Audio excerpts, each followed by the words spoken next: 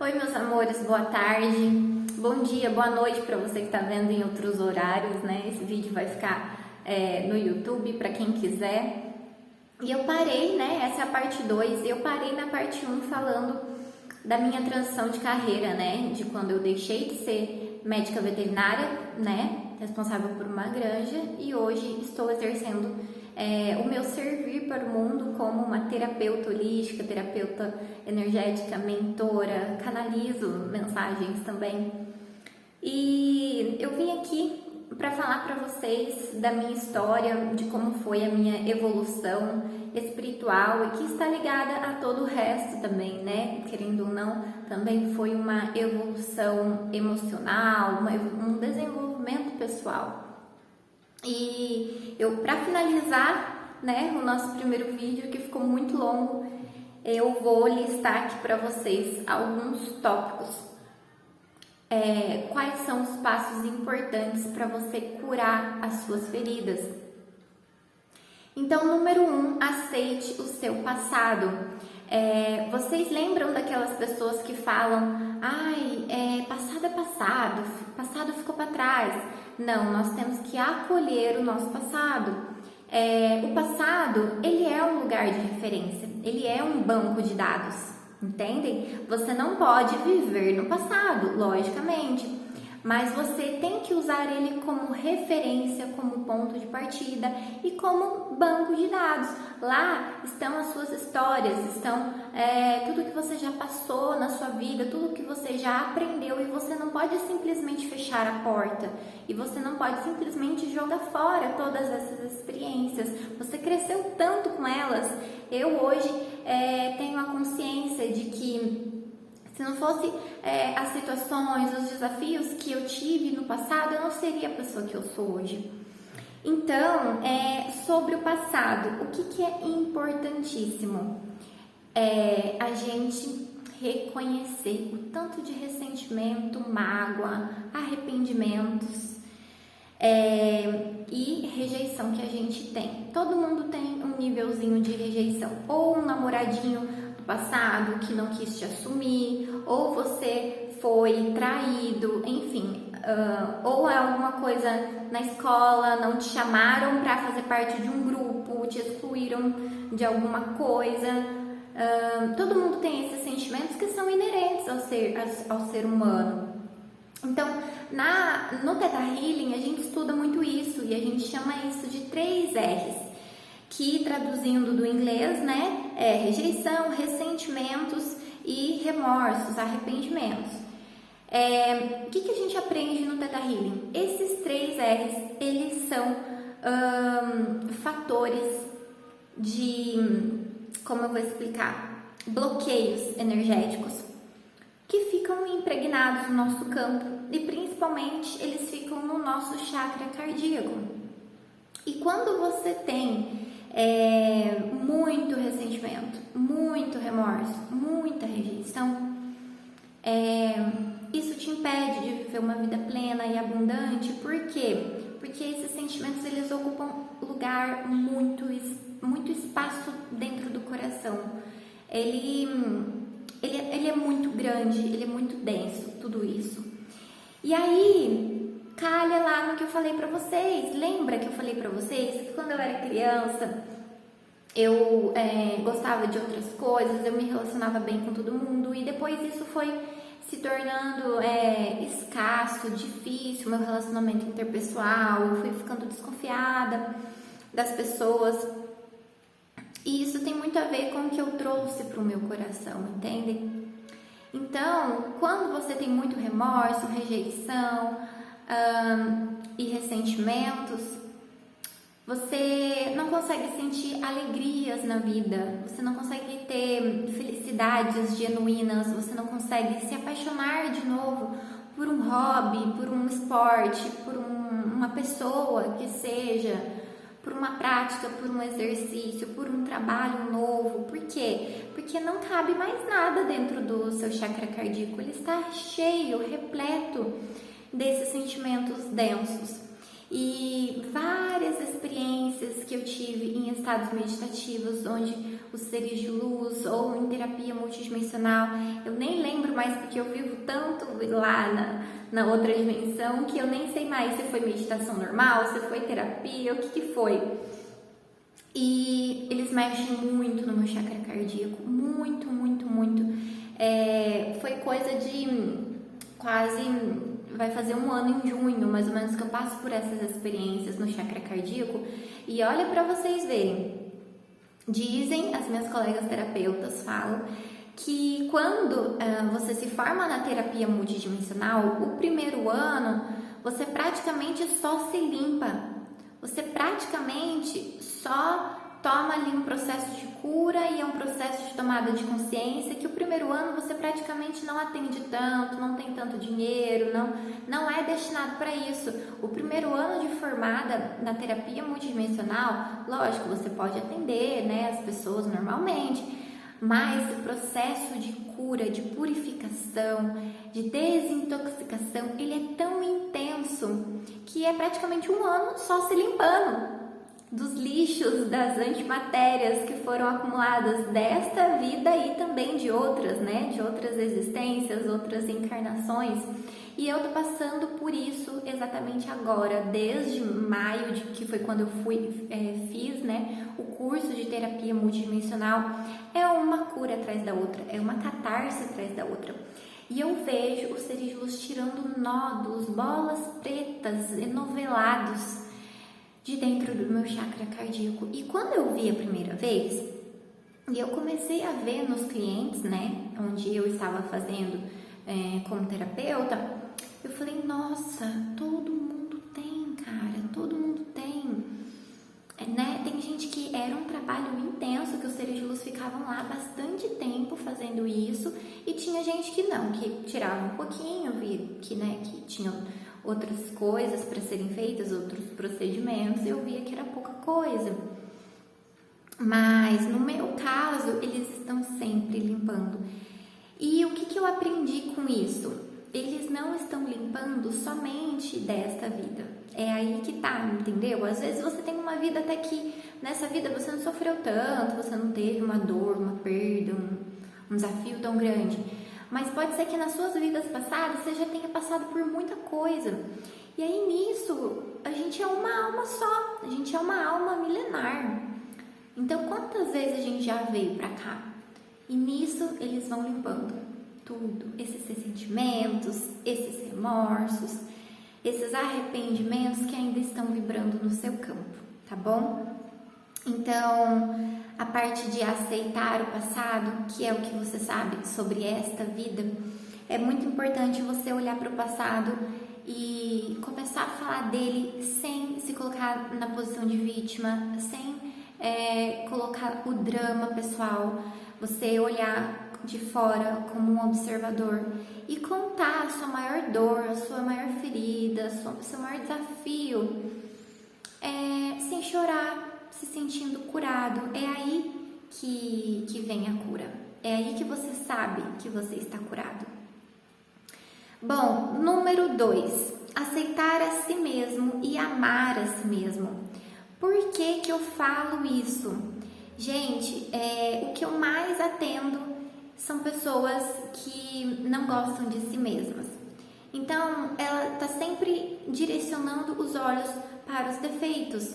Lembra que eu contei para vocês que quando eu era veterinária, eu era ótima em clínica, em atendimento emergencial, e eu olhava sempre para o meu colega, que era ótimo em tirar raio-x, que era ótimo em anestesiar. Eu não olhava para o que eu tinha de bom.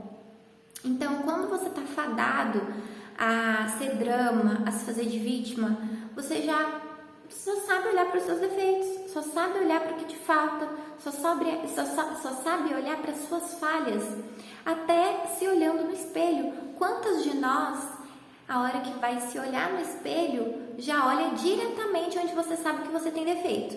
Na sua barriguinha, na sua gordurinha, no seu culode, que você já sabe que está precisando melhorar, mas a gente não se dá o prazer de olhar para aquilo que a gente acha bonito na gente. A gente não fica assim, nossa, olha como o meu olhar é bonito. Não, a gente só olha para o que tá feio. é automático. A gente chega perto do espelho e já direciona os olhos porque a gente acha que não tá bom. Então, o se amar vem daí. A gente nem se ama. Quem dirá amar o próximo? É por isso que a gente não consegue amar o próximo. É porque a gente não se ama. E por isso que todo mundo deveria fazer terapia, todo mundo deveria se cuidar, todo mundo deveria meditar. A gente não reflete nas nossas falhas, nos nossos erros, nas situações, nas coisas que aconteceram com a gente, tá? Então, a autoaceitação, o autoamor é um passo, é um processo, é um dos passos nesse caminho estreito evolutivo, tá bom? Outra questão é acolher as suas sombras. Nós somos seres duais, nós temos parte luz e parte sombra. Uma das minhas partes sombras é ser mandona. Eu sou uma pessoa um pouquinho autoritária, um pouco mandona mesmo. Só que aí eu li um livro chamado O Lado Sombra dos Trabalhadores da Luz. Esse livro me fez refletir muito, e uma passagem desse livro, a autora falava assim, que ela ensinava em workshops, que ela promovia nos fins de semana as pessoas a acolher as suas sombras. E aquele capítulo daquele livro me fez refletir sobre isso. Ela faz você enxergar o seu defeito como uma característica construtiva. Por exemplo, se eu não fosse uma pessoa que tem a intenção assim de liderar, ser mais mandona, mais autoritária mesmo, será que eu ia ter conseguido exercer o meu papel como veterinária, responsável técnica de uma granja sem essa característica?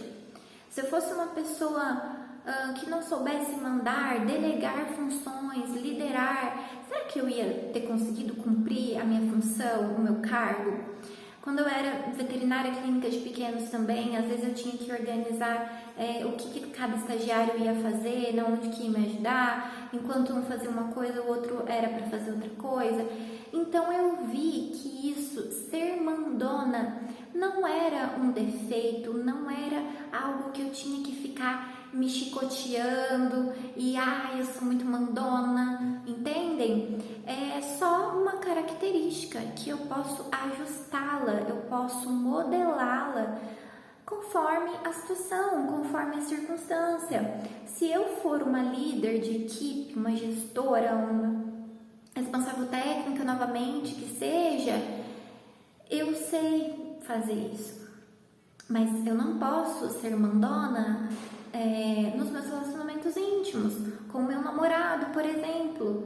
Como que ele vai se sentir, né? Se eu ficar mandando o tempo todo. Então, isso é o trabalho de acolher as sombras. É o trabalho de aceitar que nós somos seres duais, que nós somos frágeis, que nós somos duronas.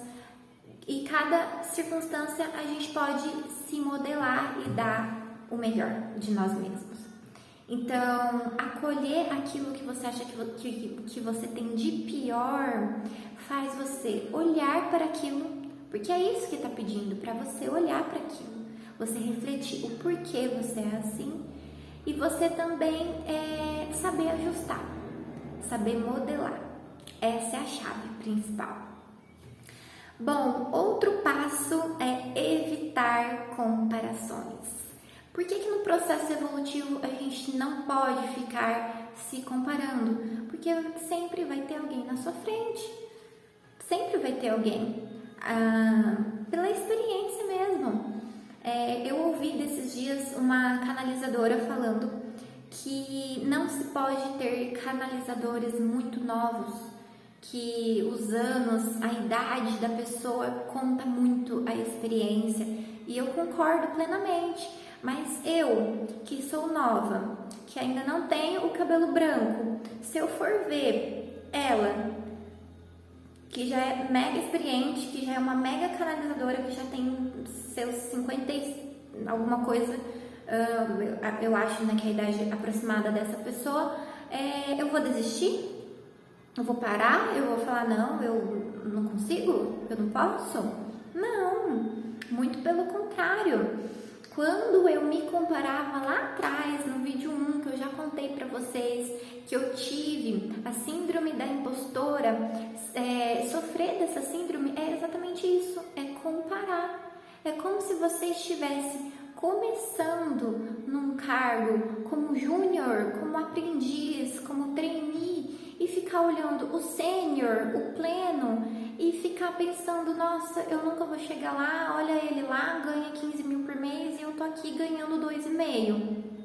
Entendem que o tempo vai passar de qualquer forma, você desistindo ou não. Se o tempo vai passar de qualquer forma, não é melhor o tempo passar com você construindo um caminho, percorrendo uma estrada, indo em direção a algo? Não importa a velocidade que você está, o que importa é o objetivo, é o foco, é a determinação. Você sabe que você vai chegar lá. Você sabe, independente do tempo que demore para você chegar lá. É que nem aquela corrida entre uma lebre e uma tartaruga.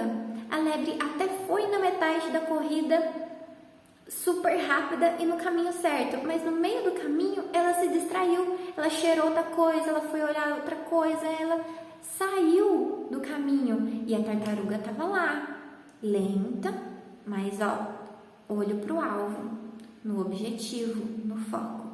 Quem ganha essa corrida? Então, às vezes a gente quer comparar coisas que são incomparáveis.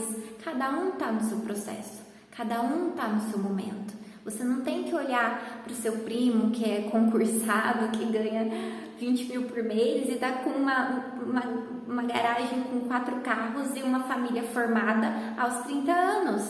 Às vezes, o seu processo é estar solteiro aos 30 anos, é fazer uma transição de carreira aos 30 anos, é estar se conhecendo, se redescobrindo aos 30 anos, e não tem nada não tem nada de desvantagem nisso. Entendem? Cada um está no seu caminho, cada um tem um momento certo. E outra coisa, bom, tá, vamos lá. Outro passo para o nosso caminho evolutivo: não julgar. É muito difícil falar disso. Por quê? Porque eu a vida inteira ouvi assim: nossa, olha, tal pessoa ganha mais que você. Nossa, olha, tal pessoa já tem filho. Nossa, olha, tal pessoa tem um cargo, tem um status, enfim. E aí eu tive a compreensão hoje na minha vida que a gente não veio aqui para acumular riquezas. Definitivamente, a gente não veio aqui para acumular riquezas. E agora que eu me desapeguei da minha intenção de acumular riquezas, agora que tá vindo dinheiro. Olha que discrepância, né? Olha como é o Criador, entendem? Então, assim, olhar para a pessoa que tem menos consciência do que você sem julgamentos. As pessoas que me falavam: nossa, olha, você já tem tantos anos, já era para estar casada. Eu aprendi como terapeuta a acessar o meu modo compaixão. E eu indico muito. É você olhar para o outro e sabendo que ele tem um pouco menos de consciência que você e olhar para essa pessoa com compaixão, tá? Então, assim, não é olhar para a pessoa como se você estivesse em cima de um palco e a outra pessoa, nossa, coitadinha, olha, não é isso também, entendeu? O ego espiritual também nos faz tão mal quanto a energia do julgamento. E se você tá num ego espiritual muito grande e fica julgando os outros, também não adianta nada. Você ser super evoluído, ter lido 500 mil livros e ter feito 500 mil retiros, não sei quantas iniciações, não adianta. O olhar para o outro com compaixão é uma lição muito bonita que eu recebi, principalmente do raio lilás. da mestra Kuan-Yin, ela que está ligada à compaixão, à misericórdia divina e ao perdão também. Eu tenho muita afinidade com a mestra Kuan-Yin e eu aprendi que eu não posso olhar para as outras pessoas de um lugar de eu sou incrivelmente espiritualizada, eu sou incrivelmente, eu tenho intuição aguçada, eu converso com seres de luz, por isso eu sei mais do que você. Não, eu já passei dessa fase. Eu vou contar para vocês. Quando eu acabei de me formar na terapia multidimensional, eu olhava os seres de luz trabalhando e eu pensava, nossa, será que eles estão fazendo tudo? Será que eles não vão esquecer de nada do que a minha cliente pediu para eu intencionar? Nossa, será que eles não vão, enfim, esquecer de fazer alguma coisa? E a gente consegue emitir pensamentos, né? A gente conversa telepaticamente com eles. E eu falava assim no meio do atendimento, viu, vocês olharam a coluna da paciente? Porque até então eu não tinha visto ainda eles mexendo na coluna. Por exemplo, alguém que tem um problema de coluna que tenha pedido para eu intencionar. Mas são eles que sabem se aquilo pode ser mexido agora. São eles que têm o entendimento se dá para, enfim, mexer energeticamente no local onde corresponde a coluna física da cliente. Não sou eu, e eu achava que eu podia pedir para eles dar uma olhadinha, e aí eles começaram a cortar as minhas visões. Eu estava ali sentindo todo o atendimento, mas ver eu não estava mais conseguindo. Por quê? Porque eu entrei num ego espiritual, eu entrei numa coisa de tipo querer mandar, enfim, e depois eu aprendi muito com isso. Depois minhas visões, né, que a minha mediunidade é na tela mental, voltou e eu vi que eu estava indo por um caminho errado, eu vi que eu tinha muito que aprender ainda e eu tenho muito que aprender ainda. E a humildade é uma característica dos mestres, a modéstia é uma característica dos mestres.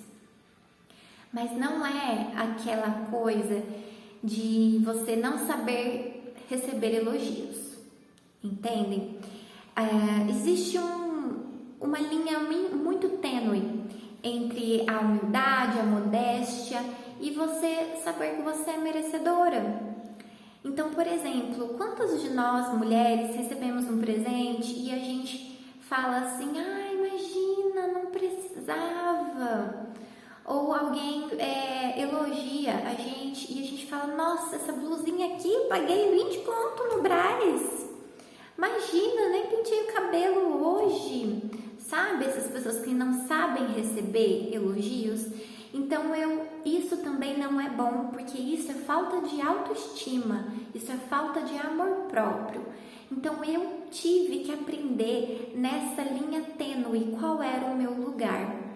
Ser humilde, sim, ser modesta, sim, mas saber receber um elogio. Entendem? Se você fica falando toda vez isso, você recebe um presente, você fala, imagina, não precisava. É como se você estivesse negando o receber. E quando a gente tá se trabalhando também o merecimento, a gente também trabalha muito isso, o nosso sentimento de merecimento, tá? Então, isso é muito importante também, saber receber presentes, saber agradecer, estar apta a receber, tá? Bom, então tá faltando só mais uma coisinha. A gente tem que desapegar de querer que o outro nos ame, tá bom? Ninguém é obrigado a nos amar. Então, se você sofreu de uma ferida da rejeição, você tem que quebrar esse ciclo, porque como eu já falei nas aulas anteriores, essas feridas elas vão passando de geração em geração. E se você é a ovelha mística da sua família, se você está aqui nesse vídeo, não é por acaso. É porque você busca um autocuidado, você busca o autoconhecimento e é você quem vai quebrar o ciclo das feridas na sua família, nas gerações, e através de você vão vir curas, tanto para os seus antepassados quanto para as suas gerações futuras. Olha a importância que você tem na sua família. Então, se você sofreu com a ferida da rejeição, aceite mais as pessoas como elas são e principalmente aceite a você mesmo como você é, tá? Isso não significa ser conivente com o erro do outro. Isso não significa que você compreenda totalmente o outro. Às vezes o outro tem um nível de consciência que você nunca vai compreender. Mas aceitar significa simplesmente deixar o outro ser como ele é, tá bom? Muitas clientes minhas que me pedem para fazer a multi para os filhos, né? Muita gente que eu atendo, né? Muitos clientes que não sabem que estão recebendo a terapia e que sofrem de esquizofrenia, depressões profundas, adolescentes com problemas de síndrome do pânico, depressão, que se automutilam, alcoólatras, pessoas que têm vícios em drogas. Todos esses clientes meus, tem muitos que não sabem que recebem, né, a terapia multidimensional, porque ela pode sim ser feita para alguém que não saiba, basta a alma dela aceitar. Então, se a alma dela aparece para mim lá, na outra dimensão, na minha clínica de atendimento, é que ela aceitou o tratamento. E aí a mãe às vezes quer que esse filho saia desse desafio, desse sofrimento, dessa dor, e eu entendo completamente essa mãe, ela tem razão, mas o que a gente não vê é o nosso egoísmo. E se o processo evolutivo dessa criança, desse adolescente, for mesmo passar por um desafio desse, e se ele tiver que passar por esse aprendizado, por esse sofrimento para poder evoluir? A gente não sabe quais foram o planejamento reencarnatório antes dessa alma vir. E essa mãe, ela encara o filho como dela, como responsabilidade dela. E a gente, como almas milenares, a gente simplesmente empresta o nosso útero para vir uma alma nova para o mundo. São nossos filhos? São, mas são nossos filhos nessa existência somente, nesta vida. Eles não são nossos filhos. Eles são filhos do Pai, assim como nós. Então, é a mesma coisa, a mesma questão quando você perde um ente querido e você não aceita, você quer que a pessoa esteja com você. Ou quando você tem um conhecido, um amigo novo que está em coma profundo, que está na UTI, e você fica ali querendo que os médicos façam de tudo e tentem de tudo, e às vezes a pessoa não tem mais chance, a pessoa está definhando a cada dia que passa, e você quer que continue tentando. Isso na visão, né, nesse nível de consciência que a gente está, a gente entende que pode ser um pouco de egoísmo da pessoa que quer o seu parente, o seu amigo perto de si, porque a morte, ela é uma passagem, ela é uma transformação, também assim gloriosa para outra dimensão. Muita gente transcende, né? Vai para lugares maravilhosos, muito melhores do que aqui. Existem aqueles que vão para lugares, né, semelhantes. É tudo conforme você vê o mundo, né? Então, se você vê o mundo com olhos bons, com olhos de amor, você vai para um lugar maravilhoso do lado de lá. E se você vê o mundo de forma, né, se fazendo de vítima e acha que o mundo é ruim, realmente o mundo é muito desafiador, mas você vai ser atraído por lugares assim, né? Lugares umbralinos. Então, a gente quer muito que o nosso ente fique perto da gente, pra gente poder desfrutar da companhia dele, mas às vezes ele tem que passar pro lado de lá e vai ser melhor para ele passar pro lado de lá, entendem? Então, aceitar a situação e aceitar a pessoa como ela é. E se você sofre ou sofreu com a ferida do abandono, como é que você vai quebrar esse ciclo da sua família? Esse padrão repetitivo? Amando. Sim, porque na ferida do abandono, a pessoa não se sente apoiada e sem o apoio ela acaba também não se sentindo amada, ela acha que ela não é amada.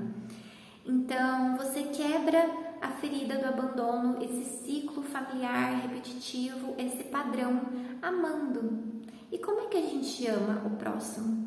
Primeiramente amando a si mesmo. Então, qual é a tarefa, a missão de todo mundo que está encarnado aqui na Terra, que veio para cá? Tem gente que acha que veio para salvar o mundo, que veio para curar milhares de pessoas, mas não, você veio aqui principalmente para se curar, para promover a autocura, principalmente. Você se curando, você cumpriu a sua missão, e aí o tempo que te sobra, você pode trabalhar curando as outras pessoas, contribuindo, tá bom? Bom, foram muitos insights, né? Muitos insights aqui. E falando sobre campos, eu falei pra vocês, né, que nós somos almas milenares. Por que eu sei disso? Porque às vezes eu tô em atendimento de Theta Healing e eu pergunto pra pessoa, né, para ela me dar um número, e eu falo para a pessoa assim: é o primeiro número que vier na sua cabeça. Me responda, há quantas existências você está passando por tal situação, por esse sofrimento? A pessoa fala assim: nossa, do nada veio o número 9, veio o número 7, não sei o que, sabe? Então, assim, olha para vocês verem, 9 encarnações, né, existências, foram só as que ela tá ainda embolada, enrolada nesse desafio. Foram 9 encarnações para ela estar nesse processo, fora as outras que ela não tinha ainda essa ferida, esse desafio para cumprir, para superar.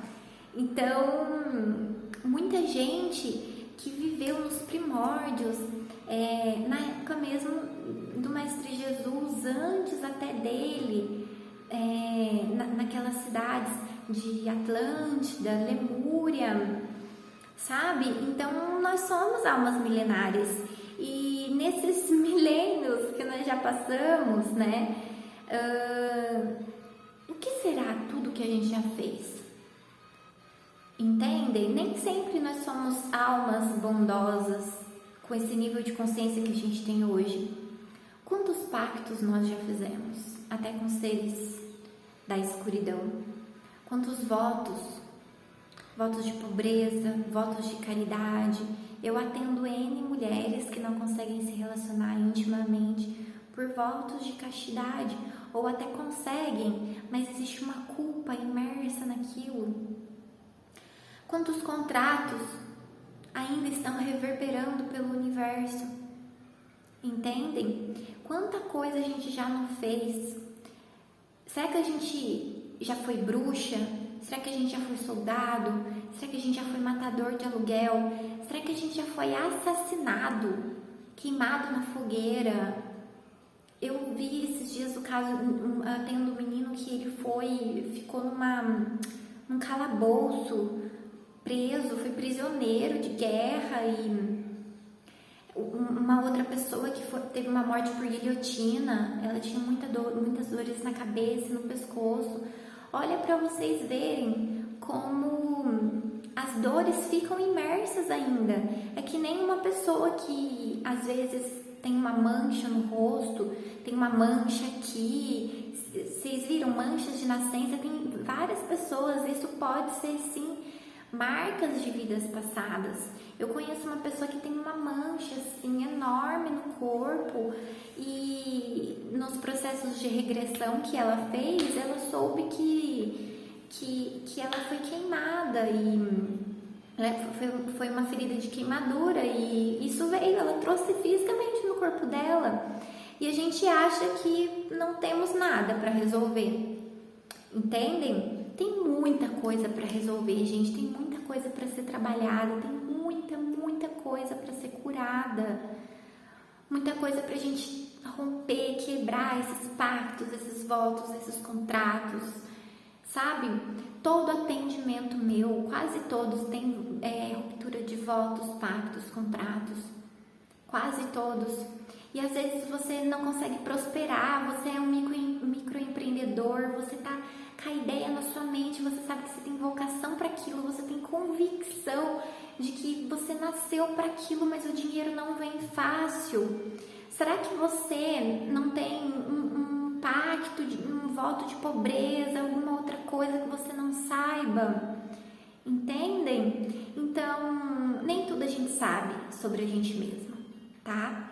Nem tudo a gente sabe sobre a gente mesmo e temos que cada vez estudar mais. O estudo é muito importante para a nossa evolução, para o nosso crescimento, para a nossa ascensão, porque é isso que a gente veio fazer aqui no planeta Terra, tá? Então, se curem. Se eu puder deixar esse recado para vocês, parem de apontar o dedo para o próximo e vejam na vida de vocês o que dá para ser melhorado, o que dá para ser curado, tá bom?